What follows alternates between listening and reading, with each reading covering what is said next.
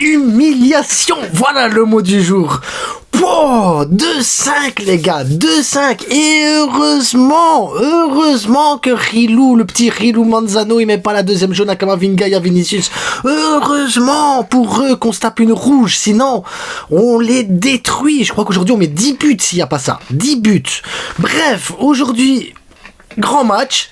Beau classico, 2-5, superbe victoire, on va essayer de débriefer ça dans la bonne humeur, alors mettez-moi les pouces bleus, abonnez-vous, likez, partagez, faites tout ça, allez les gars, visca le Barça.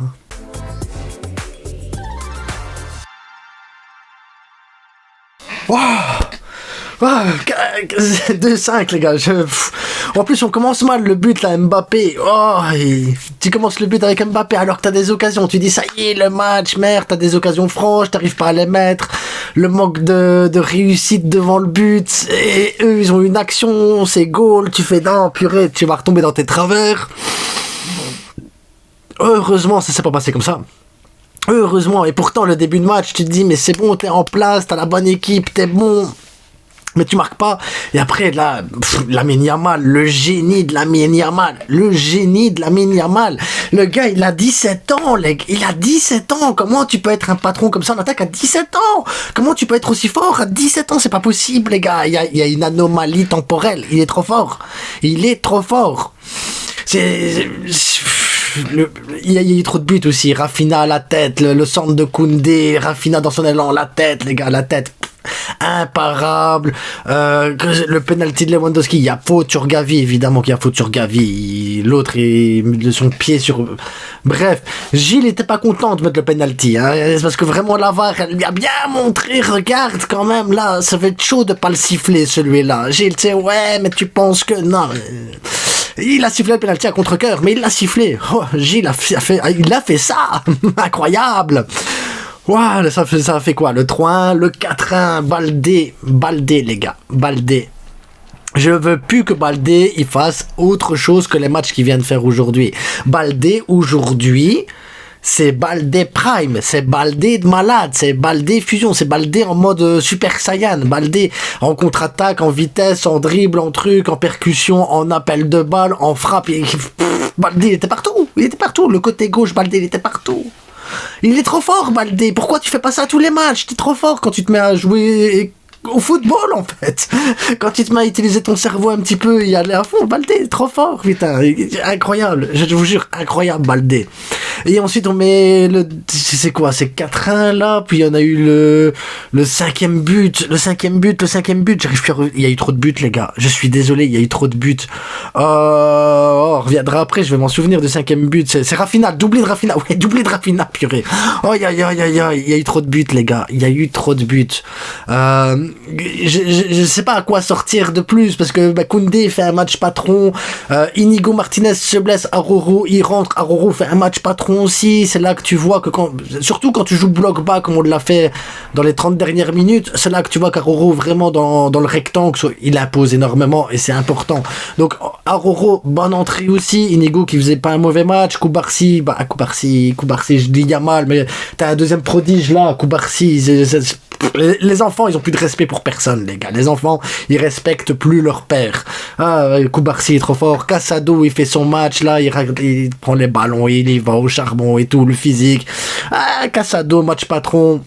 Gavi, pressing, bazar et tout, nickel aussi. Pedri, il arrête le temps quand il a la balle. Il est tranquille, il est posé. Pedri, il est dans son jardin. Tu le mets, il est dans son jardin et il joue avec des enfants. Pedri... Et il est trop fort, Pedri il est trop fort. Rafinha qui marche sur l'eau, qui te met le doublé. Mais malgré tout, tu te rends compte quand même que c'est des détails. Parce que t'as le 4-1 à la mi-temps.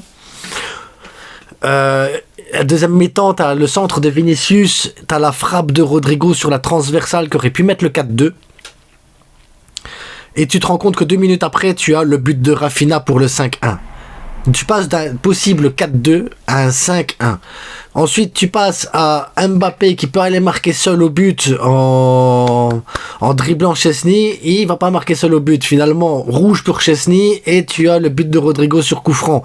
Voilà, je vais pas en vouloir à Iñaki Peña, il venait de rentrer, il était pas chaud, voilà, ça arrive. Iñaki Peña qui fait un magnifique arrêt sur Mbappé en fin de match, là, impressionnant l'arrêt. Parce que en réalité, Mbappé il marque le but, c'est 5-3, ça changera rien au match, tu vois, c'est tout. Mais l'arrêt, il est hyper important pour la confiance. Le gars, il rentre sur le terrain, il arrive, il te fait quand même 2-3 arrêts. Pour moi, Iñaki Peña doit être le gardien titulaire. Moi, je vous le dis, je veux pas mettre Chesney comme gardien titulaire, il me fait trop peur dans ses sorties, ses arrêts, manque de confiance et tout. Il est pas habitué à jouer avec un bloc très très haut, donc c'est là que tu vois que c'est compliqué de sortir comme ça. Iñaki Peña fait très bien son boulot, les gars. Mbappé, aujourd'hui, du côté du Real Madrid, il a fait un bon match, très très bon match d'Mbappé aussi, il faut le dire. Mbappé a fait un très bon match, mais je pense que ce qui a tué le Real Madrid surtout, c'est Tchouaméni. Défensivement, il était à la ramasse totale. Lucas Vazquez à la ramasse totale. Les deux joueurs là ont coûté extrêmement cher au Real Madrid, extrêmement cher, et c'est des choix de Carlo Ancelotti. Ancelotti doit prendre des décisions à un moment donné du côté Real Madrid, parce que tu vois ce Real Madrid là, tu vois bien que les points faibles ça a été Tchouaméni. Tchouaméni a été le point faible, Lucas Vazquez aussi, et c'est là que tu vois que Rafinha il s'est régalé Rafinha. Il était là, il joue avec des enfants Rafinha. Pedri sur le côté gauche là-bas, il joue avec des enfants. C'était trop facile même pour Baldé. Baldé il a fait c'est bon. C'est qui en face? Lucas Vazquez, Tchouaméni. C'est bon. Comme à la maison. Et normalement, j'étais en mode très euphorique, mais la rouge, le fait qu'on ait souffert quand même, enfin souffert, j'ai envie de dire souffert. On a joué bloc bas là pendant 30-40 dernières minutes. Ça a été, c'est long de voir le Barça jouer bloc bas. On n'est pas habitué à voir le Barça jouer bloc bas, donc c'est pas évident, mais t'as pas eu de grosses occasions, à part celle d'Mbappé que Peña il sort. T'as pas eu réellement de grosses occasions. Ça veut dire que le Barça en bloc bas a réussi à empêcher le Real Madrid de créer, de produire. T'avais l'impression que le Real Madrid ne savait pas accélérer non plus. Ils n'arrivaient pas à trouver Bellingham, ils n'arrivaient pas à trouver Vinicius.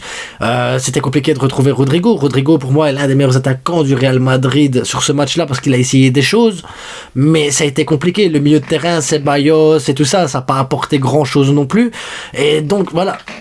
Le Barça, aujourd'hui, tactiquement, physiquement, mentalement, tout a bouffé le Real Madrid, les gars. On les a humiliés comme rarement ils ont été humiliés. Le Real Madrid, cette saison-ci, c'est quand même humiliation face au Barça à 4-0, humiliation face au Milan AC, humiliation face à Liverpool, de nouveau une humiliation face à Bilbao et redéfaite ici contre le Barça.